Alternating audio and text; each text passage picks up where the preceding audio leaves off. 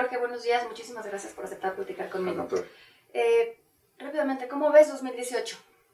Lo veo muy complicado. Yo creo que si lo vemos desde el punto de vista de México, traes inercias que son incómodas del año pasado, como una inflación inusualmente alta y que se puede complicar con un tipo de cambio inusualmente débil, particularmente por efecto de la salida de Estados Unidos del Tratado de Libre Comercio. Yo asumo que eso es ya prácticamente un hecho. ¿Crees que eso va a pasar? Yo creo que va a pasar, yo creo que es ya irreversible y creo que eso nos va a poner en una posición complicada. Creo que eso va a detener la inversión tanto pública como privada en un momento poco conveniente y que pues básicamente el único motor que veo para el crecimiento este año es el seguramente desmedido gasto electoral que vendrá, pero no mucho más que eso. Entonces creo que es una situación que va a ser complicada. Y aparte con un entorno probablemente de Estados Unidos de tasas de interés finalmente al alza. Oye, llevamos creciendo durante muchos años y sacamos un crecimiento promedio en los últimos 20, 22 años. Hemos crecido alrededor del 2.3, 2.4%. Se habla de que el PIB potencial podría crecer al 2.5%. Ese es como el tope. A mí me parece claramente insuficiente para mejorar la calidad de vida de los mexicanos. ¿Qué podemos hacer? ¿Qué puede hacer el país para crecer? Pero no crecer 2.5 un año, sino crecer más de ese 2.5%, pero de forma sostenida, porque claramente este 2.5 con los vaivenes que hemos visto no ha sido suficiente. Si consideras que Estados Unidos va a crecer 2.5 probablemente este año, es la economía más grande del mundo, pues sí debería de preocuparnos. De 2000 a para acá, tomando 2000 como primer año de la muestra, el país que menos creció en Latinoamérica ha sido México, solamente Venezuela ha crecido menos. Entonces sí nos debe preocupar. ¿Qué es lo que yo creo que lo está ocasionando? Creo que primero el brutal tamaño de la economía informal. O sea, es muy difícil que tengas crecimiento cuando más de la mitad de tu fuerza laboral, digamos, no es susceptible de capacitación, de una serie de beneficios de acceso a crédito que provienen de la formalidad. Evidentemente, lo hemos visto muchas veces, hay toda esta disparidad regional que se tiene que resolver y que urge que se haga algo al respecto que en mi opinión debe ir mucho más allá de las zonas económicas especiales. Por el otro lado, creo que los temas a resolver, creo que sobre todo tienen que ver con inversión y con una mucho mejor asignación de recursos. Si vemos el endeudamiento en el que ha incurrido esta administración en términos del PIB, pues ha sido de 10 puntos porcentuales y le agregas el incremento de endeudamiento de Pemex, el endeudamiento de Banco de México, o sea, realmente es un tema, esta película ya la vimos y nunca termina bien.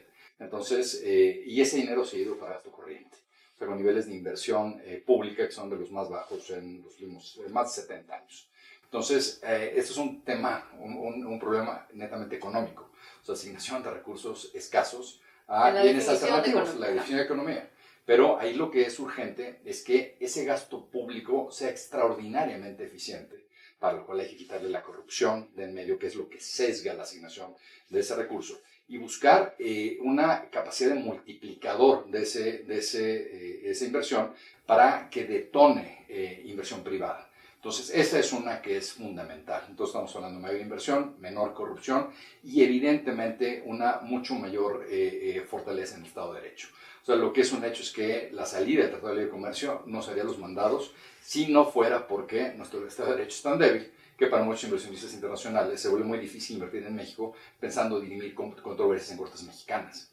Entonces, si hubiéramos hecho esa tarea, este sería un problema netamente comercial.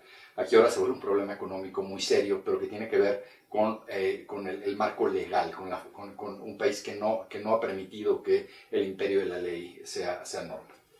Ahora, tocas el tema del Tratado de Libre Comercio, que sin duda es un elemento fundamental, no solo para el país, sino para el crecimiento de largo plazo del país.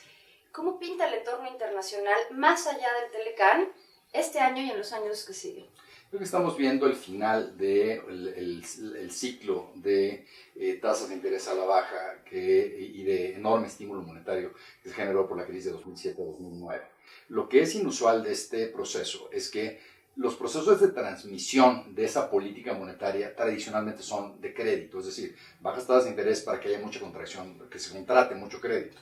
Eso no ha ocurrido, pero lo que sí ha ocurrido es que el mecanismo de transmisión ha sido una enorme reevaluación de mercados activos. Tienes mercado accionario, mercado de arte, mercado de bienes raíces, que son los que han permitido que, por ejemplo, el consumo se vuelva a reactivar en las economías, sobre todo en Estados Unidos.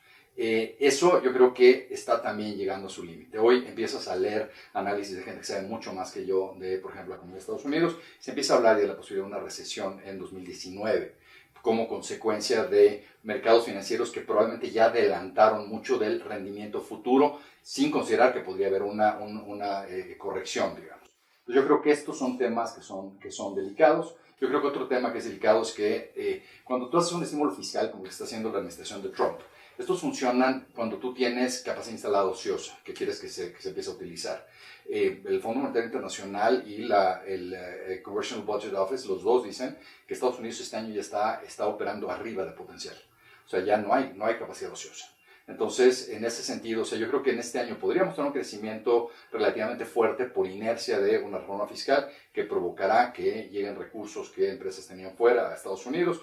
Podría provocar incluso todavía alzas en los mercados bursátiles, porque mucho de ese dinero no se va a utilizar para inversión, sino para recomprar acciones de las empresas. Las empresas que querían invertir, digamos, en planta, equipo, pues tenían crédito regalado, ya lo hicieron, o sea, no necesitaban ese dinero para hacerlo. Entonces, yo creo que este año podría ser el final de ese ciclo, pero después podríamos ver un entorno de crecimiento un poco más complicado, que aparte se puede complicar por temas de proteccionismo y por temas legales en Estados Unidos si las investigaciones de Donald Trump siguen el curso que llevan.